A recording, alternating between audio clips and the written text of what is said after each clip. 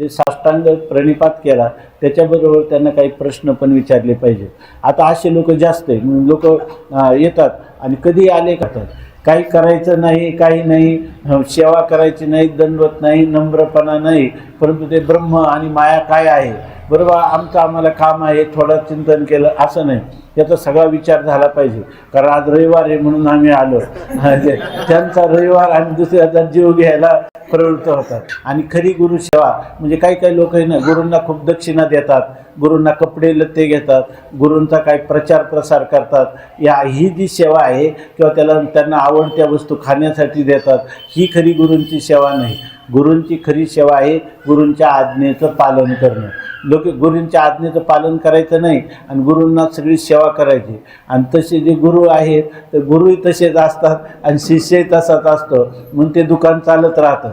पण खरं जे काही अध्यात्म तत्व आहे त्या अध्यात्मामध्ये या ठिकाणी अधिकारी गुरु आणि अधिकारी शिष्य हे जर असतील तर त्याला बोध होण्याला वेळ लागत नाही. तसं गुरूंनी सांगितलेली जी आज्ञा आहे त्या आज्ञेचं पालन केलं पाहिजे. त्यांची केवळ बाह्य सेवा केलेली ह्या सेवेनी फार काही मोठं होत नाही.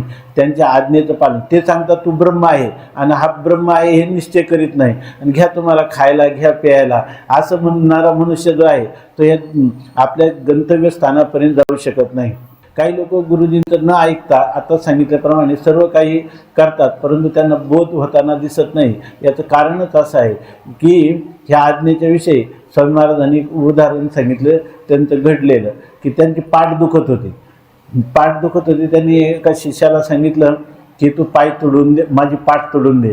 त्यांनी सांगितलं तुमचा एवढा सच्चिदानंद लीला विग्रह आणि त्याचे पाय मी तुमच्या पाठीवर मी पाय देणं शक्य नाही असं त्यांनी सांगितलं. आणि थोड्या वेळाने दुसरा मग आला तर त्याला सांगितलं की बा माझी पाठ तोडव. त्याने लगेच खचाखच लगेच पाय तोडवली, त्या पाठ तोडवली. मग तो शिष्य त्या गुरूंजवळ परत आला आणि त्यांनी सांगितलं की काय म्हणे मनुष्य आहे म्हणे, तुम्ही जरी बोलले तरी त्यांनी पाय कसं आपल्या पायाने गुरुजींची पाठ तोडवायचीच कशी. म्हणून म्हटले की या ठिकाणी तर त्याला काही वाटलं नाही म्हणणे. तर ते म्हणे तुम्हाला तरी योग्य वाटलं का हे. ते म्हणे काही नाही, त्यांनी फक्त माझी पाठ तोडवली, पण त्याच्या आधी तू माझी जीभ तोडवली. आज्ञा करीत होते माझ्या पाठीवर, तू आधी जीभ तोडवली. याचा अर्थ त्यांचं जे आज्ञेचं पालन जे आहे ते पालन करणं हे खरं कर्तव्य आहे.